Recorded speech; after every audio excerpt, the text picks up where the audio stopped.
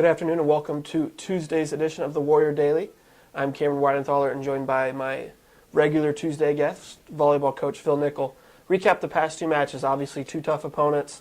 There's some bright spots in there. That first set against Grand Valley was a marathon.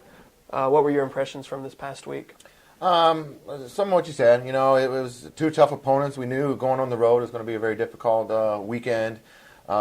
Came out and played actually really well against Grand Valley in the first set, 31-29. I mean, it kind of speaks for itself there, you know. And it was really good volleyball, and that was what was exciting. Is that the game was closed the whole way, and you don't really anticipate that you're going to have a marathon game like that. But you get past 25, and then it's kind of like, wow, okay, now you're watching, and both teams were executing at a high level, and it was really fun to watch.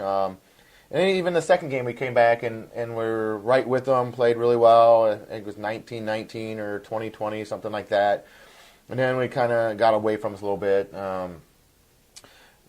Came back the next day against Ferris, which if their gym is really small, about as big as this office.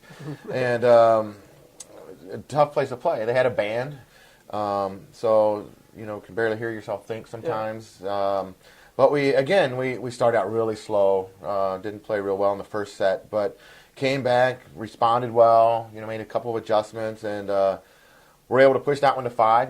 Kind of back and forth battle on both sides. You guys had one of your largest victory as far as points against Ferris State, and that's got to be something you can build off of. Well, sure, and there was it was fun. It was a good match. It was a crazy atmosphere, and we definitely want to build off that. And, and I think it was disappointing. We had done really well in 5th games all season, and this one was close too, but we just couldn't quite pull it out. We got behind a little bit early and just were playing catch up the whole time. And but that's what good opponents are going to do. They're going to make it very difficult, and especially in their home gym. So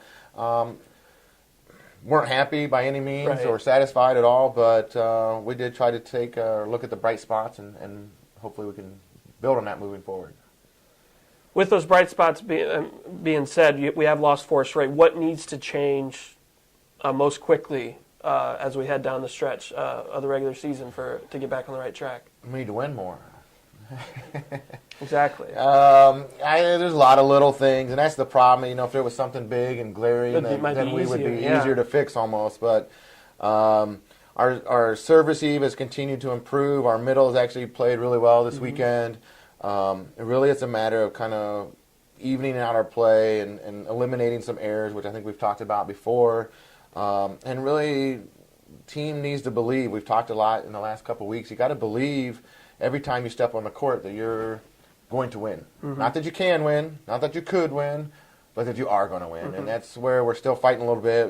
We've, especially when you start to lose a few, then it makes it even harder to find that expectation to win, or that belief that when we step out there, we're the best team. And that's what we got to get back to, and figuring that out. And hopefully we can find it soon.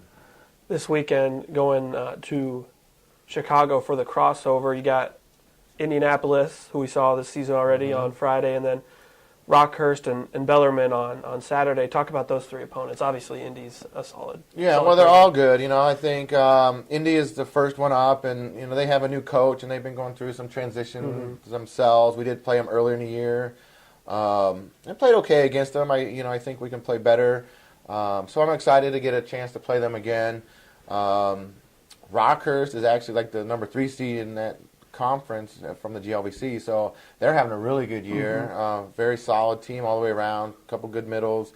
Will be a real challenge there. And then Bellarmine has a new coach as well, going through some things, and they've kind of looking at their schedule and stuff, kind of a little bit like ourselves, kind of up and down. Has some good wins, but had a couple of patches where they struggled a little bit too. So I think it'll be a good weekend for us. So.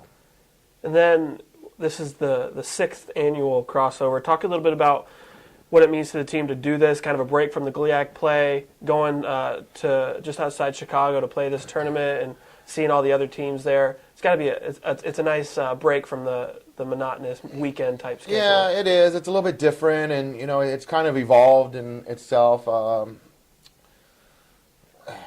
It's kind of interesting because your opponents with all the GLIAC schools through most of the year, and then you go to this tournament, and it's almost like you're rooting for each other, and you sit and watch, and your players are talking to each other, which is kind of fun to see because a lot of them actually do know each other from different club or high school or whatever. So it's kind of fun and a little more friendly on our side, I guess.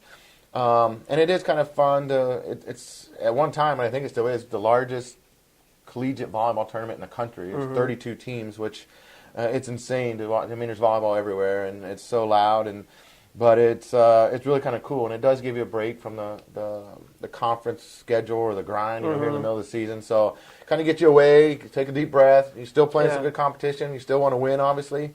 And then we come back and be able to refocus on the home stretch of the GLIAC schedule and hopefully hit it hard there. So there's a little bit of that interleague play that you have in Major League Baseball where you're competing, obviously, for wins and losses, but at the end of the tournament, they post the records, league against league. So that'll be interesting to see because that's a strong conference. GLIAC's obviously a strong conference, and to see how that plays out. Yeah, absolutely. The tournament was started for regional ranking purposes to get the two conferences together and kind of duke it out and see who maybe the stronger conference is this year because it kind of changes from year to year, and the GLVC is a very good conference as well. So kind of some bragging rights, and then, like I said, when it comes down to regional rankings, it's kind of like, well, look, our conference has done really well, a little better than yours, or we beat you at that. So it helps the committee a little bit there. You get some common opponents and some head-to-head results. So and like I said, it is fun for sure. So it should be interesting to see the results. Thanks for the time, Coach. No problem. Thank you. Be sure to log on to WSUathletics.com for the results from this weekend's GLIAC GLVC Crossover.